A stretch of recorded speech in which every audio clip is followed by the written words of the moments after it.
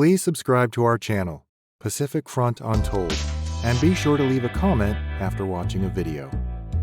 The creation of the China-Burma-India Theater was crucial to both the short-term plans and long-term goals of the American Army in Southeast Asia. The Allies, such as the American, British, and Chinese armies, attempted to fight the immediate threat of Japanese invasion. Japan was already actively occupying China, but its campaign was expanding in the southeast and became a more pressing concern for the Allies.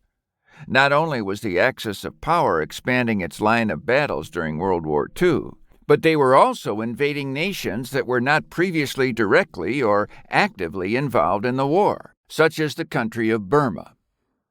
The Allies' involvement in the southeast region is complex, and to understand the power dynamics of this region, one must understand the historical context of Burma. Due to Burma's history of being colonized and imperialized by the British, the American Army had to go through the pre-existing British services to establish any civil or military services for the China-Burma-India Theater at the start of the 1940s.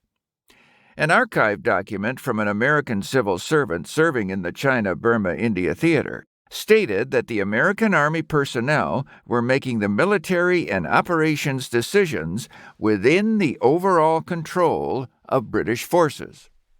The British and American defense of uninvolved countries, some specifically imperialized by the British, was the highest short-term priority. Both the British and American forces, however, desired to maintain their authority in the southeast. Specifically, British forces wanted to maintain colonial control over Burma. In contrast, the American military wanted to defend the countries in the Southeast Theater during World War II and establish a post-war occupation to protect the region from Japanese forces. In the early 1940s, the Japanese military was expanding their control in China as well as Burma, and the American military wanted to keep forces in Southeast Asia to stop the expansion of Japanese control.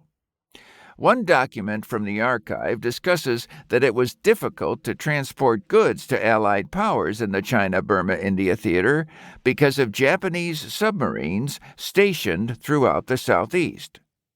This alludes to the idea that the Allied mission in the southeast was no secret to the Japanese, who were clearly monitoring the region. However, Allied shipments were not limited to wartime goods.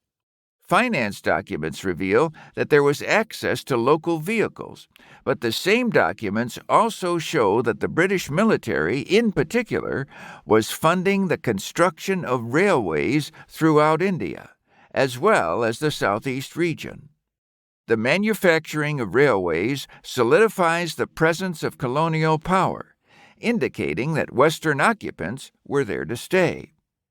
The creation of the China-Burma-India Theater by the Allied powers was twofold.